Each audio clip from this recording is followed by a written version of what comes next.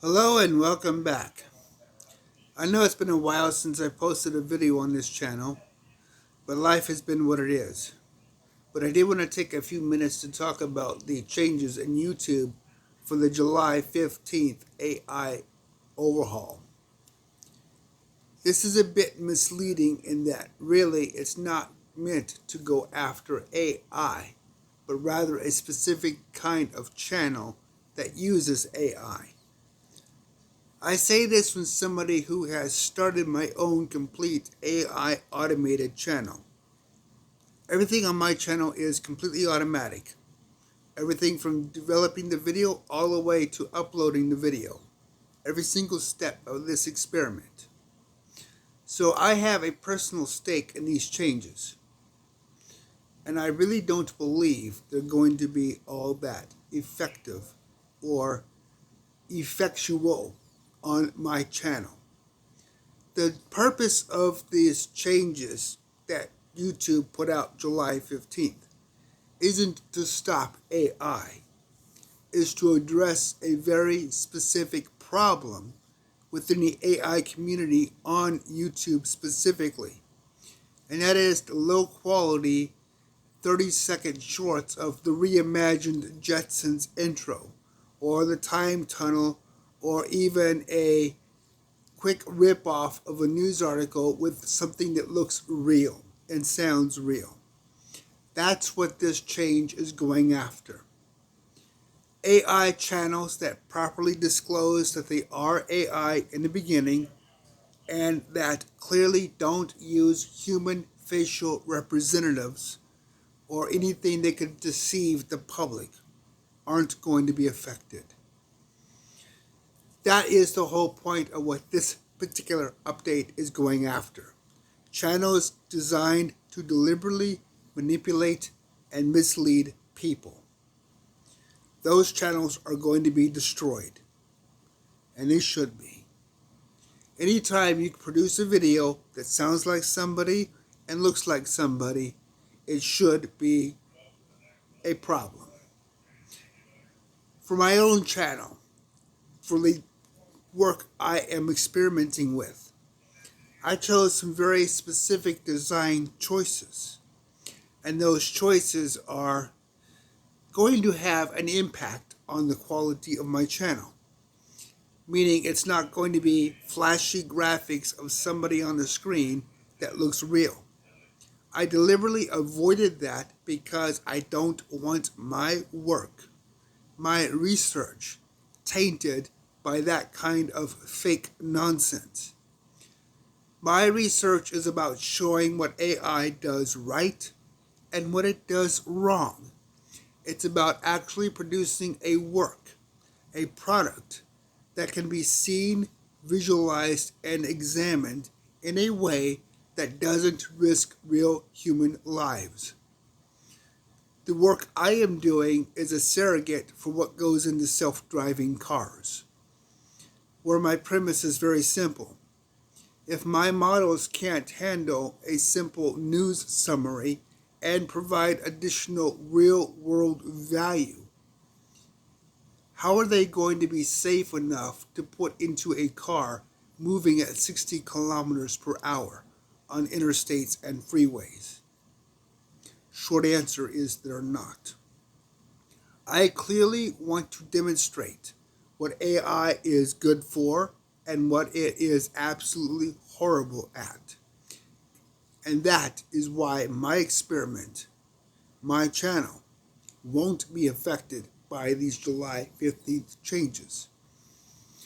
The truth is, really, that any channel that tries to deceive the user through some kind of a visual fake representation or trying to intercept or capture a news agency is already in trouble legally. The United States laws are very clear, and for that matter, so are the laws throughout the rest of the world. There is a very distinct, hard line of what is copyrightable and what is usable when you pull out information from the public space. I spent a year researching this, making sure I understood every single law I had to deal with. And there are a lot of them. To the point that by the time I got done with that research, my head hurt. And it still does.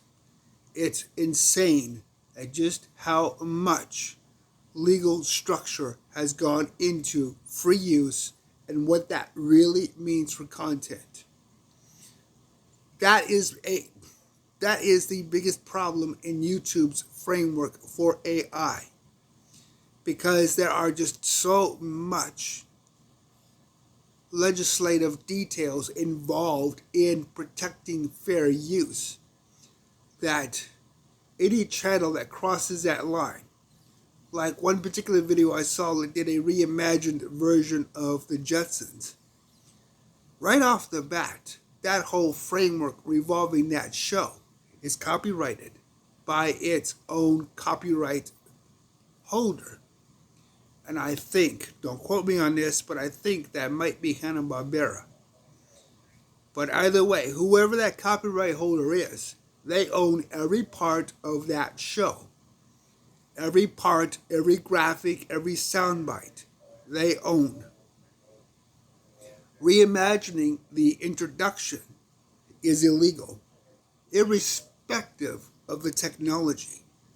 It's just outright illegal. Graphics have a much different copyright legality than text. And even in my own research and work, I have to be very careful exactly what I use and how I use it to stay under the fair use and keep my own software from crossing the intellectual property or copyright infringement area. It is not easy. These kind of low quality channels that take this content and reimagine it or repackage it, they're going to be destroyed for a reason. And they should be, as I said earlier. But the point being, as you watch videos on YouTube, any channel that uses AI and does not openly and actively notify you of that is a deception. Right off the bat, bottom line, if you don't hear this thing tell you somewhere in the video, right at the very beginning actually, legally speaking, right at the very beginning, that video has to tell you right off the bat, it's using AI. That little 3-second disclaimer does not work with AI. And at some point, that is going to be codified. Just because a lot of video coming out right now is impressive. It really looks real. So at some point, that is going to be codified, and any channel that uses AI that doesn't explicitly put that in the first thing of the video, that channel is going to be destroyed. That channel is going to be erased. That person is going to be banned. So you need to be aware of what these changes are and how they are going to affect the YouTube ecosystem. If you're honest about what you're doing, if you're honest about how your work really is being used, you're not going to be affected. But if you've tried to manipulate people into believing something, if you've tried to use AI for the flashy graphics and cheap rhetoric of copyrighted material owned by somebody else, kiss your channel goodbye, because YouTube is going to devour it. That really is the long and short of the entire July 15th update. I support it wholeheartedly.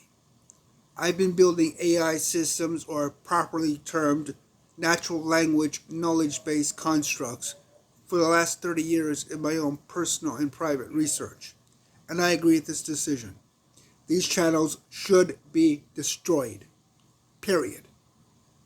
They have no place when they deliberately and maliciously go out of their way to deceive the user. Now, if the AI channel is a complete fictitious work and it's done good, and some of what I have seen for AI is on the level of Pixar or other motion picture companies that just do phenomenal work. They are wonderful. they have a place. They are entertaining, really. But again, that disclaimer at the very beginning must be absolutely used. If it uses human sounded voices or if it uses pictures that could be representative of today's society. If it uses any kind of construct that can manipulate people into thinking it's real world content or real world news, then it needs to have that disclaimer. Share your thoughts. Let me know what you think about the YouTube crackdown on AI. Do you think it's good or do you think it's bad? My personal opinion is I think it's good. I think it is deserved. I think it is appropriate. And I think that people that abuse it deserve to lose everything. And if they were monetized and they made money off of it, they should be sued for lying, committing fraud, literally. And whatever money they made, they should be forced to pay back to the advertisers for stealing. That is an issue of fraud, straight out, upright, no question. Any level of deceiving the public is wrong.